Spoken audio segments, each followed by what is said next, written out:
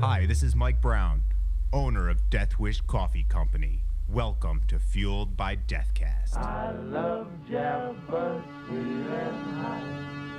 Whoop, Mr. Montgomery, coffee spot. Death Wish Coffee presents Fueled by Deathcast, the world's strongest podcast. With your hosts, the incredible Jeff and the amazing D-Man. Welcome to Fueled by Deathcast, everybody. We're back, and we're better than ever.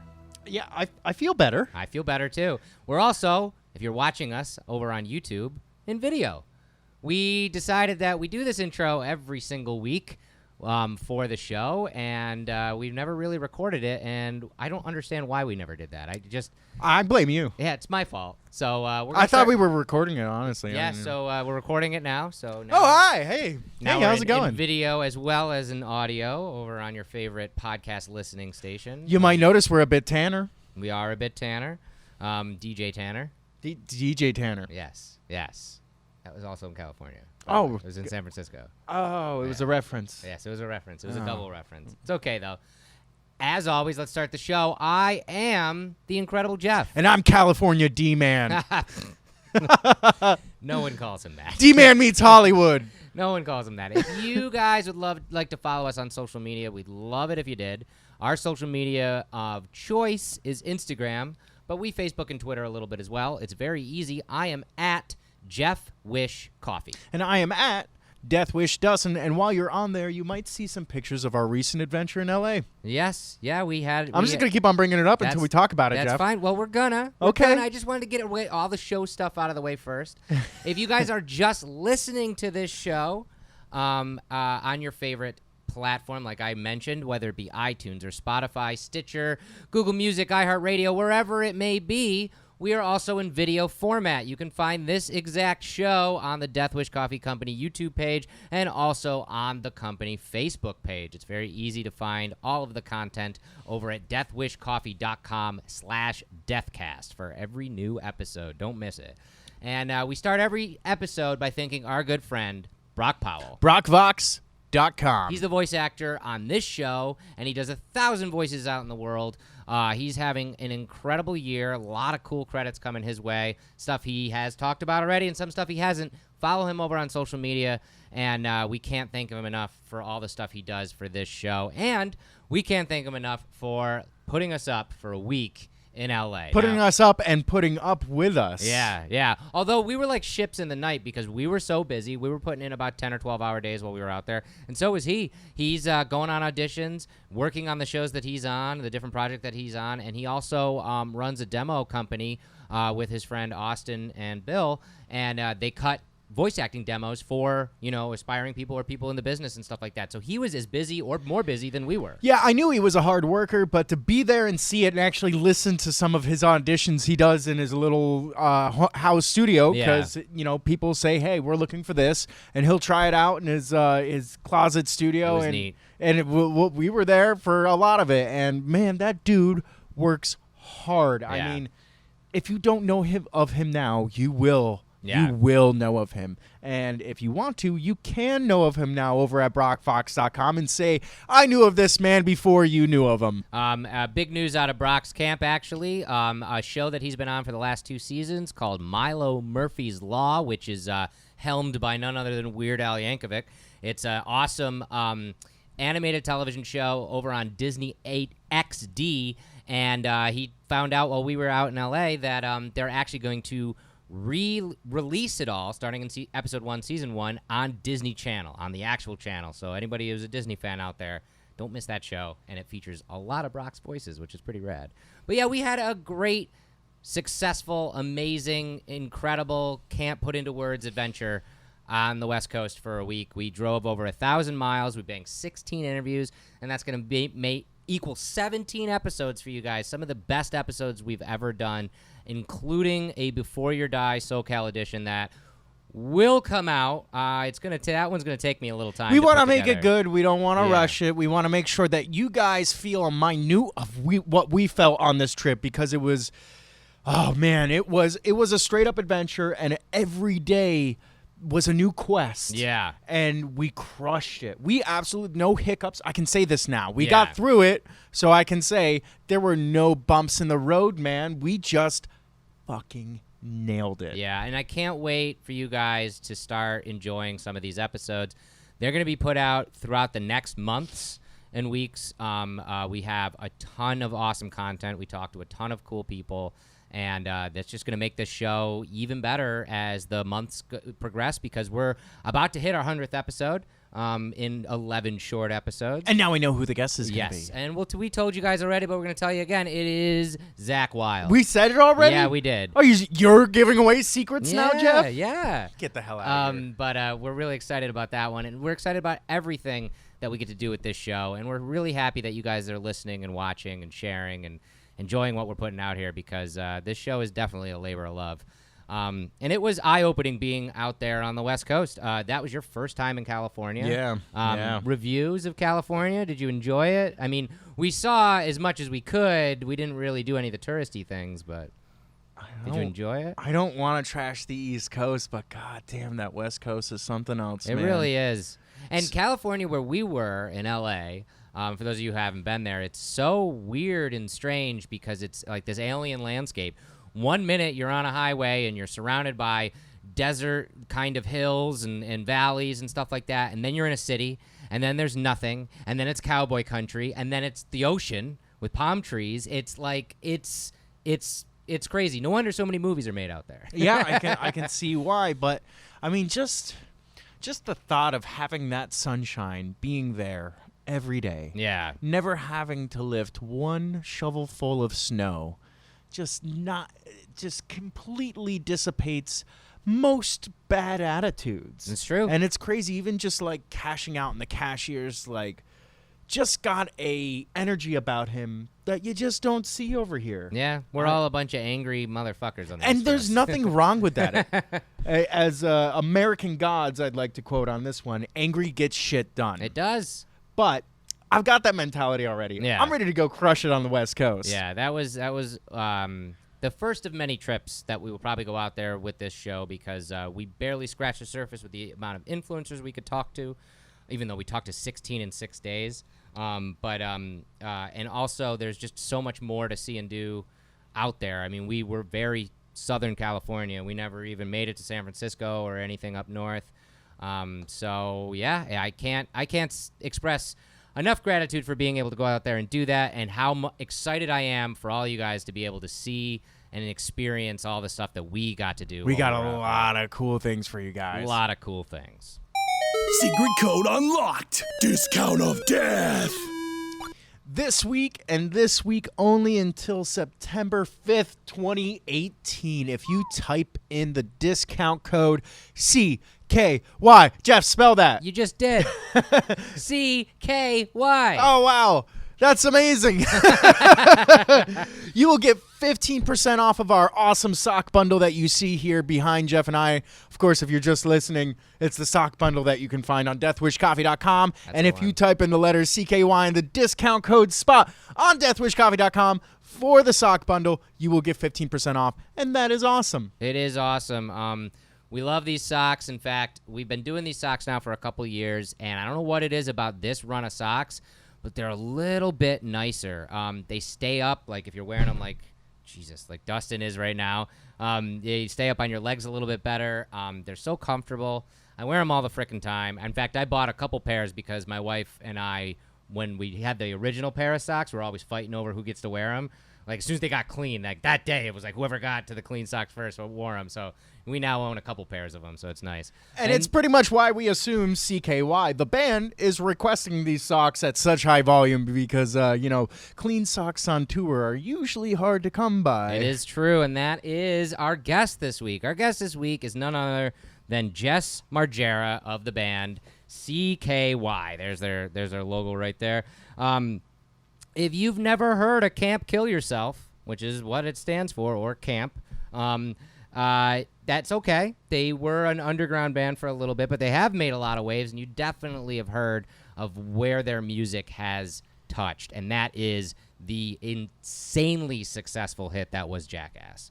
Actually, Jackass started born out of Jess's brother, Bam Margera, his old skate videos, and they would put CKY music on, like, in those videos, and that's where CKY started to gain some traction, and then Jackass was born out of that. There's Jess behind his kit right there. Did you pick that picture because he's wearing a Clutch shirt? No, that's just an awesome hero shot of him kicking ass. On tour, they're on tour right now as we talk, and they're killing it out there, pun intended. And it's been really cool to supply them with some coffee to keep them caffeinated and some shirts and some socks and stuff, because I keep seeing fan photos like this one crop up. That's Matt, the bassist, wearing a Death Wish shirt on stage, and they've been telling us that it's been really fun to see their fans respond to Death Wish and CKY as like this entity. So I've been a fan of CKY for a very long time. It was really cool to have Jess call in the show and talk with us. We talk about the origins of the band. We talk about what it was like coming up in that early MTV kind of area with like the skate videos and all that stuff, the boom of Jackass, and also CKY videos are incredibly coveted by the skater community and also the fans of Jackass and that kind of thing. And we talk about how Jess has this idea to hopefully strike a deal with Netflix with that material, and that's going to be really, really interesting and cool if that actually happens. All this and more. It's a really exciting episode, guys. I love talking to musicians, especially ones that are right out on the road and, you know, in the thick of it as we're talking to them. And Jess was amazing to talk to. He really was. Awesome dude. So mugs up this week. This week's death guest, Jess Margera of CKY. Enjoy it. The Fueled by Death guest. Good. Top of the world, man. Cannot complain. How's it going over there, brother? Pretty good. We're in beautiful Jacksonville, North Carolina at the moment. How's your weather? Is it freaking hot as shit down there? Yeah, it's raining like crazy. Oh. By the way, the rest of this interview will just be weather-related questions. I don't know if Jeff told you that, but that's how we roll. It's all small talk. Yeah, we just want to talk about, like, what clouds look like and how you feel like when you get caught in a rainstorm, that kind of shit, you know. The humidity, things like that. Oh, the humidity. Oh, man. Well, I'm going to just start by saying thanks for taking the time to talk to us on the show. I know that we made the connect through the coffee, and I will be making sure that you guys get a ton more once you get off tour. But I wanted to tell you, too, if you guys want coffee for tour, we can make that happen. That would be amazing. You guys got me hooked on it. I can't even complete a thought in my own head without it in the morning. It's because we put pure Colombian cocaine in there. Secret. That's the secret. Yeah, no, we'll make that happen. I'll hit you up after this, and yeah, we can figure out how to get it to you. Nice little travel pack. Yeah, no, I mean, no, travel pack. I'll send you pounds, yo. Like I will make sure you'll need another tour bus. Kilos. We'll send you kilos, homie. Yeah. Have to pull another trailer just filled with coffee. We do that, man. That's not out of our wheelhouse. I want to like, especially bands like you guys that are working hard, you know, every fucking day. Like, we want to make sure that you guys are caffeinated. So, stoked, man. Thank you. Much appreciated. Awesome. So I got to start out by saying, listening to some of these new tracks off the album, fucking badass, man. You guys did not lose any edge whatsoever. And you know, how is it touring on this album so far? How's everything going with the traveling? It's been amazing, man. You know, we hit Warped Tour last year and did a bunch of cool tours with bands like him and did some headliner stuff, and it's just awesome. People remember us because we took quite a bit of time off there. Yeah. And as we're talking right now, you guys actually are just kicking off a brand new leg of tour, which is awesome. And you guys just a couple days ago played Gathering of the Juggalos, which I think is, whether you're fans of ICP or not, is a festival that needs to be experienced. What was it like for you guys playing that festival? Oh man, it was awesome. We did it years ago, but this year was a lot more. They were more accepting of us, I think, since it's our second time. It's like you gotta get invited into that scene, you know. Yeah. And Yeah, Guar, Yellow Wolf, Attila, like so many great bands playing. It's awesome. Yeah, I love that kind of stuff. As a personal question, do you like playing like like the dingy like the club scene better, or do you like playing the festivals like better? It's two different worlds, and I like both. I mean, I think we're the only band in history that's played the Gathering of the Juggalos, Lollapalooza, and in the same tour.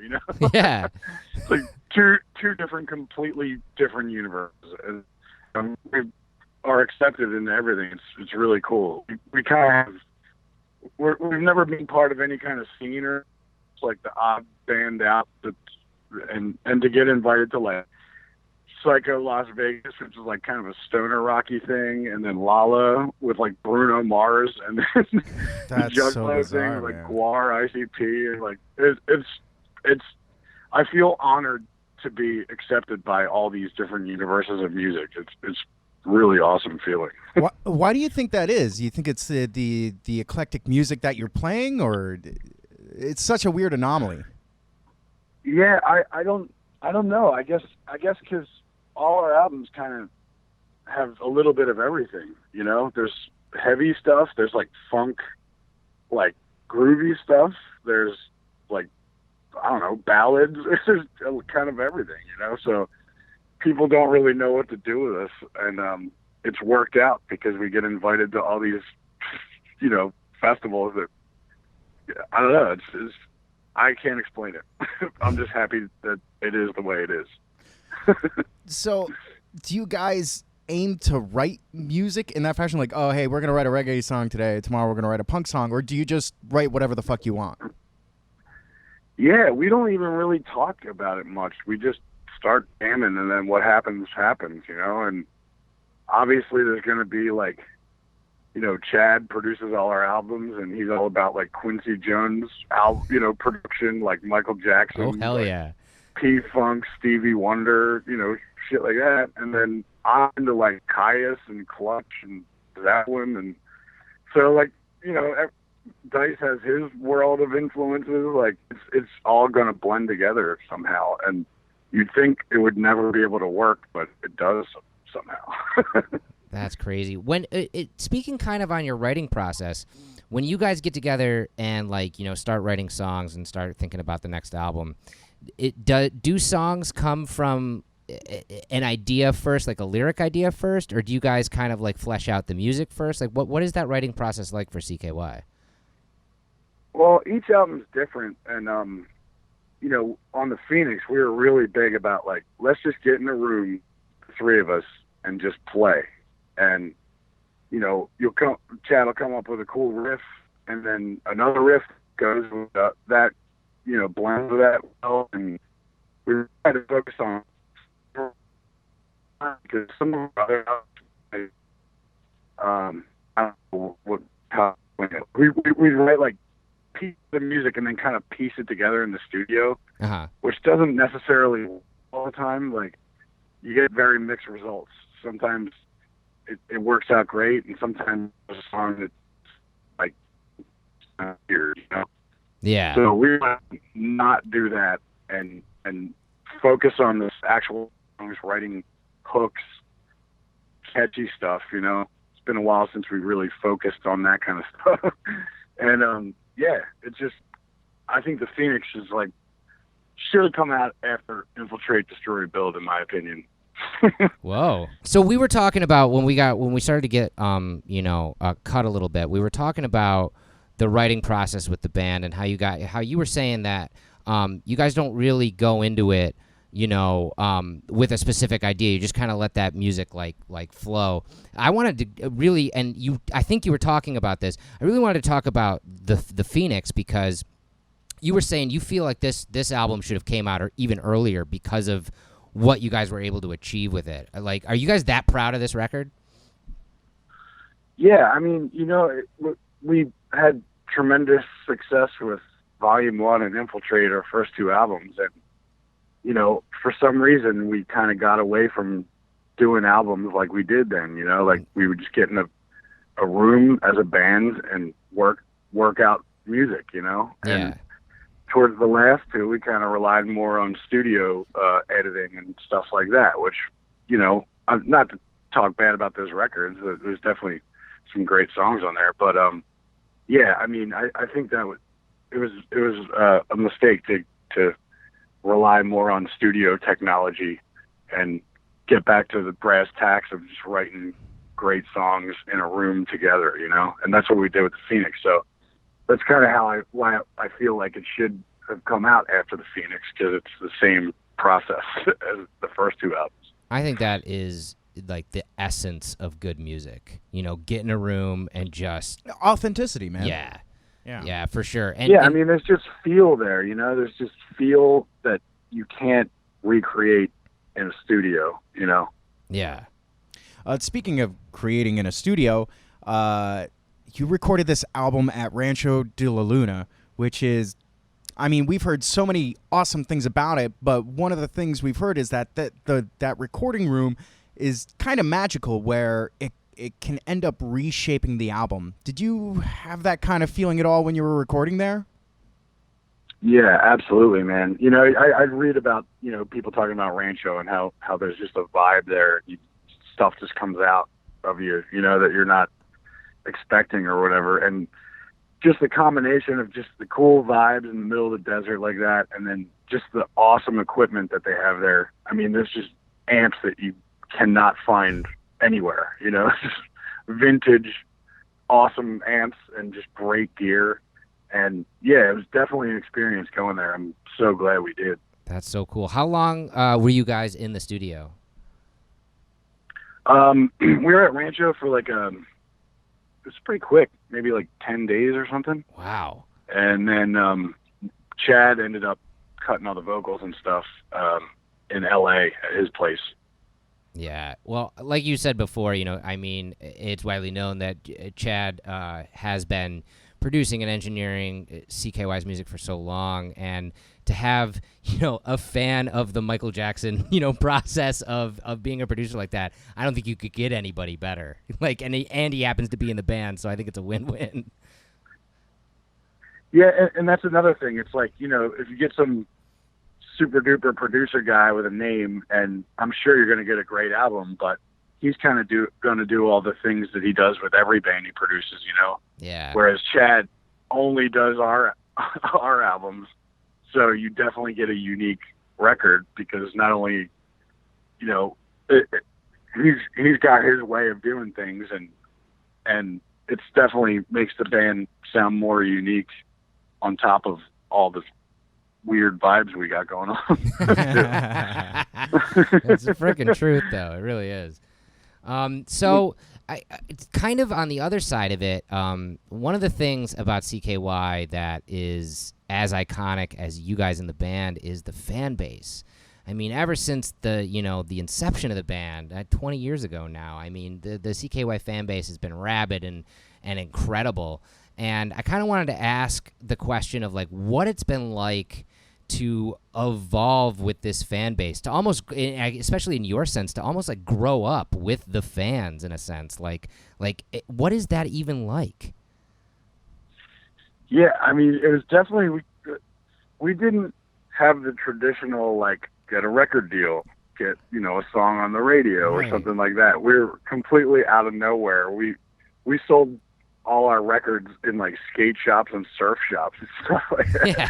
It was very strange. And, you know, tied in with the CKY videos, just created this confusion of people are like, what is CKY? Is it a skate company? Is it a skate video? Is it a band? It's like, well, it's all those things. Yeah. You know? And in that case, the confusion caused people to, like, dig deeper into the band, and then they definitely got, you know, into it more, which worked out pretty cool. Oh, hell yeah. Hell yeah. And, I mean, even on that, like, speaking on, you know, like, with the videos and how you guys kind of got into the consciousness with those videos, I got to know, first of all, because at this point, we're in 2018, and anybody who doesn't know the CKY videos is been living under a rock, and they should go and find them on YouTube or wherever the hell they live right now. But for someone who lived all that stuff, do you ever revisit those times? Do you ever watch those videos anymore, like as yourself? I got like 4 kids now, so and they're getting old enough that they can watch that stuff. So no, I have been revisiting it, and yeah, it's pretty trippy. I bet. Going through all those old videos, man.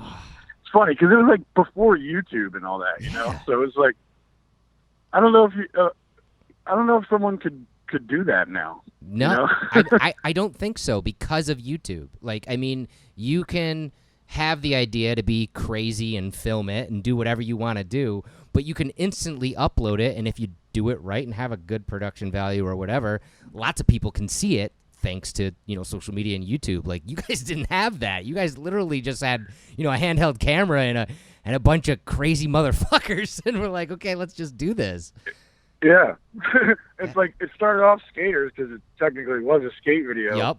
But it's just funny because all the stuff around the skating got popular with people who didn't even skate, you know? Like my buddies and uncles and stuff that were like construction guys were watching it. So it's funny to see that evolution of it branching out to a wider audience from the skate videos and all that. It's so crazy. And then once Spike Jones came along and Jackass and all that, then it just reached levels that I couldn't even fathom. Yeah. Well, it reached so many levels that I think at this point, you know, CKY and Jackass and that whole crew, that whole idea of making those kinds of videos shaped the way social media is today and why YouTube is around and why there's every asshole who wants to hit themselves in the face with a wooden board. It can now make a video and put it up on this put social some kick-ass media. music behind it. Yeah, put some kick-ass music behind it, and now they can just post it all over YouTube. Do you feel somewhat responsible for that? You should. I guess in a way, yeah, we kind of helped shape that. It's funny because my kids have watched these YouTube star people, you know, Yeah. It's doing so weird. stuff like we used to do, and that's what kind of forced me. And they're like, "Okay, you guys are ready to watch this stuff." Like, Break like, out the OG shit. we invented half this shit. That's so funny. I gotta ask, what do your kids think of what you've shown them of CKY videos? I don't, you know, they come to our shows and they just know me as like driving them to school and stuff. So they think it's pretty odd to see these people come out to these shows, and I don't know if they know what to make of it yet, honestly. That's so surreal. And speaking on that a little bit, I wanted to know, like, okay, starting this band in '98. And obviously also doing, you know, the whole skate video kind of aesthetic with it. And you guys are just having a good time. You're creating the music you want to create. And, you know, you're creating the video content that you want to create. You're doing it for the sheer fun and to have a good time of it. Was there a moment at that point where you guys as a band were like, we want to do this to make it? Or did that come later? Like, was the goal always like, I want to be, you know, a professional musician? Or did that kind of like hit you later? Like, oh my God, I could actually make this be my existence. Yeah, it definitely started out as just us having fun and not really expecting much out of it. And then once started happening, and then, you know, we fly to Iceland to film CKY 2K, and kids in Iceland know who we are. Then it's kind of like, whoa, this is a thing now. Like, this is definitely turning into a thing. And then we've been doing it 20 years, and now I don't think I could do anything else, honestly. That's incredible. That's incredible. Yeah. So, do you feel the weight of age on your shoulders? Have you slowed down at all? Or are you guys still just as wild as you were 20 years ago? Yeah, it's definitely mellowed out a bit. You know, Bam's a dad now. I'm a dad times 4. Mm-hmm. So our day doesn't really consist of blowing up cars or anything anymore. It's more like coming over and eating breakfast with me and just chilling out. It's kind of mellowed out a little. Getting old's a which bitch. is fine. Yeah, I know, right? I don't think we'd be alive if we're still, you know, living the way we did for all those years. Once again, for all of our listeners and watchers out there, if you haven't seen CKY videos, especially CKY2K, you're lucky you're alive you're now. lucky you're damn alive. Do you ever look back on that? I'm trying to bring the CKY videos into this century, actually. Nice. That's my job when I get home from tour. Like, try and get it on Netflix and all that stuff. Oh, dude, they should eat that up. And we're behind it, 100%. Yep, you got Death Wish behind you. Yeah, bro. but I mean, like that, they should eat that up, especially with all the streaming programming out there. I mean, it's all shot and ready. You know, you just put a couple of extra bells and whistles on it, and you're good to go. Yeah, there's so much. We could probably make another movie of just outtakes, honestly. I'm salivating. Watch that. Yeah, I'm salivating right at just Show it to me now. Holy shit, that's awesome. Holy shit. Oh, my God. Yeah, there's a whole process. You got to, like, bring it up to HD standards and stuff. You know, a lot of those videos we shot on, like, a DV cam, you know? Yeah. It's not going to cut it. Nope. Do you have any memorable moment that was like, shit, that was the closest I ever came to dying? Yeah, on the Guns N' Roses tour, Axl took us out one night, and, man, we went for it. Yeah. I woke up the next morning like, did I get hit by a train? Oh, man. I don't know how I survived that one. Oh, well, you did, and you lived to tell the tale, which is even better. Yeah. On this, that was an interesting tour. The Guns N' Roses tour we did. It was back when Buckethead was on guitar. Yeah, that was the Chinese Democracy tour, right? Or the lead into that. Yeah. Although it was like years before the album actually came out. Right. Yeah.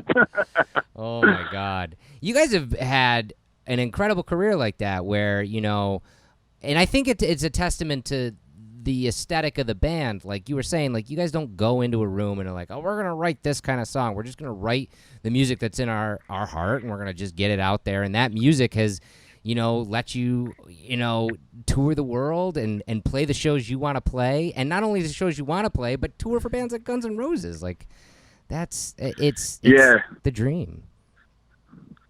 Dude, yeah. I mean, I can't even, it's Metallica, watching Lars and James like playing air drums next to me. Like, I can die now. Yeah, for sure. As a drummer, this is actually that hits me as a question. As a drummer, what are drummers that like you like gravitate towards? Like, and I'm not talking like current. I'm like saying like the iconic drummers out there. Is Lars that drummer for you, or is there other drummers out there that you like gravitate towards? I mean, like most dudes my age, Master of Puppets pretty much changed my life. Yeah, it changed the world. I have my babysitter to thank for that. That's awesome. She played it for me when I was like 8 or 9, and I was like, what is this magic? That's awesome. It's a fucked up babysitter. And, yeah. And, Bonham, of course. Of like course. Pretty much every drummer. Yeah. That dude invented rock drumming. Yeah. So, also like a lot of, P-Funk, like Dennis Chambers, guys like that. I'm all about the groove, like funky meters, stuff like that. That's it. If you got to have groove when you play drums, you got to be in the pocket. Like, I don't want to sound all stiff and mechanical. I want it to sound like a dude playing drums in a room, Yeah. No, I definitely know, and he definitely comes through on the Phoenix for sure. You guys are in the pocket. I'm glad. Yeah, you guys are in the pocket the whole record, and it's a killer record. Thank you, man. Much appreciated. The question that we come to on this show with every guest that we have, and I'm always interested in the answer, is the question of, through it all, you guys have had your ups and downs as a band. You guys are back in full force now on a killer record. You're celebrating 20 years as a band. What fuels you to keep creating, to keep going out there and melting faces? What fuels you guys to do that? You specifically. I mean, my favorite thing is, like, obviously I love playing our shows and stuff, but at times you feel like you're kind of preaching to the converted. So I really enjoy getting in front of a crowd that might not necessarily know us, maybe know a couple songs or whatever, and in 30, 40 minutes or whatever it is, you have to convert them into a fan, you know? Yeah. And it's the best feeling to see a dude up front or a chick up front, and she's kind of looking at you like, what's this, you know? And then by the end, she's like headbanging and getting all into it. That's what fuels me. That's my favorite thing about this. That's excellent. I mean, you're right. You are converting people in a very short amount of time from, you know, a complete novice to an expert. Like walking away from the stage and going straight to the merch table and buying the record and the T-shirt. You know. Yeah, I love that stuff. That's what keeps me going. So you're 20 years deep. You just released a new album. You're playing this awesome tour. Where do you go from here? How much longer does this go on for? Would you play this into the end of time? Yeah, I mean, this one's going till September 2nd, and then we're going. We're hitting. We missed a couple spots on this one, like Florida and a lot of California and stuff like that. So we're going to do that. Then we're going over to England. Some Europe stuff. So yeah, we got a busy year. We're all booked up. That's We have an EP coming out in the fall. Really? Nice. On Record Store Day. Oh, Really? that's excellent. That is it. Now, is that EP consisting of stuff that like hit the cutting room floor from the Phoenix, or is this stuff that you guys kind of came up with in the interim? Yeah, one or two of the songs we were working on in the Phoenix sessions, and we just didn't get around to, tracking it. And yeah, this EP is fun. It's all over the place. It's got a little bit of everything. Awesome. Is there a name? Can you say the name yet, or is that still a secret? We're still kind of toying with names right now. All right. But yeah, we got to come up with something within the next week here. Awesome. How many tracks are on the EP? Just 4. Awesome. That's Nice. excellent. That's awesome, I'm man. very, very excited for Record Store Day. So is there a place? Yeah. Is there a place that you haven't toured but you'd like to hit up? Yeah, Greece. A lot of people are telling me Greece is where it's at right now. A lot of my friends' bands played there, and they said it was their favorite spot on their tours. Cool. Definitely want to go down to South America. Kind of ashamed to admit that after 20 years, we've never been there.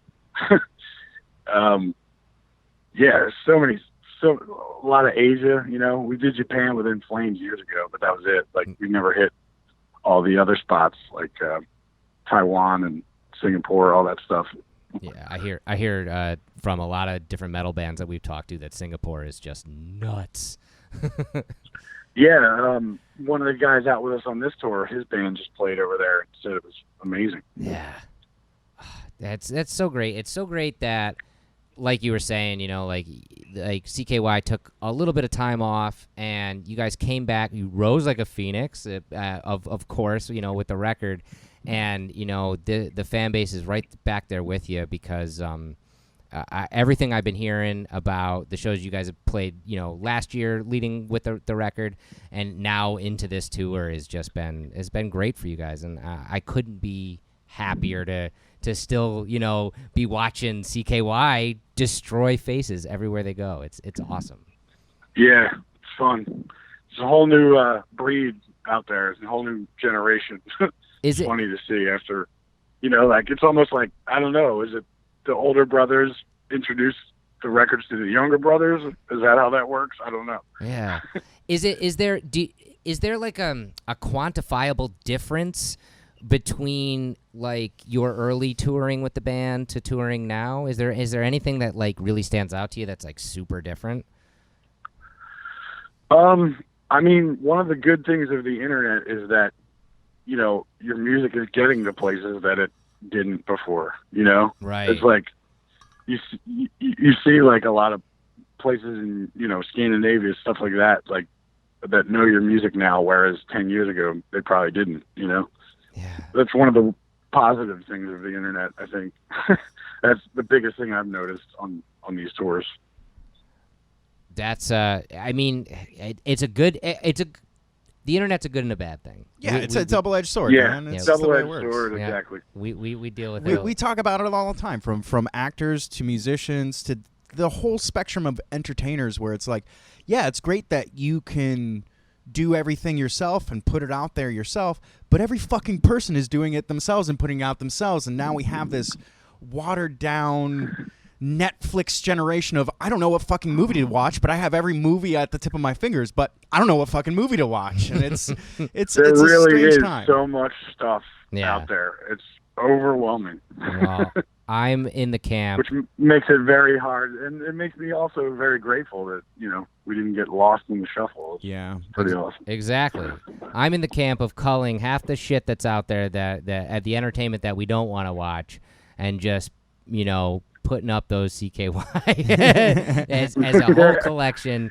Like you were saying, like I've been like browsing through Netflix of what to watch, and it's like I could have watched a movie in this time. Right. Yeah, exactly. That Netflix hole is real, man. Oh, God. It's ridiculous. Just an abyss. It is. It's too many goddamn choices. Oh my gosh.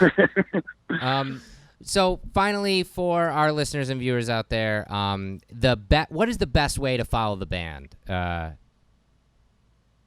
Wait, sorry. For our listeners and our viewers on the show, what is the best way to keep up with the band, to follow the band? Yeah, just follow our stuff. Instagram, Facebook, Twitter. We got all that stuff. Excellent. Excellent. And you guys we're constantly doing stories, Instagram stories every day. Yeah, they were great, man. Answering questions again. Yeah, I love trying those. to bring back Ask CKY. Yeah, Ask CKY. I love it. And you guys are on tour through September in the States, and then you're going over to England and Europe, and I just don't see it ever stopping. I think another 20 years from now, you'll still be doing this. Train keeps rolling. Yes. Yes. Jess, I can't thank you enough for taking time to talk with us on the show today. It's been truly. Thanks for having me, man. It's been truly an honor, man. Like, I've been a fan for a very long time, and I really wish you guys nothing but the biggest success. Thank you, man. Much appreciated. Awesome. This has been Fueled by Deathcast, a Death Wish Coffee Company podcast production. Thanks for listening.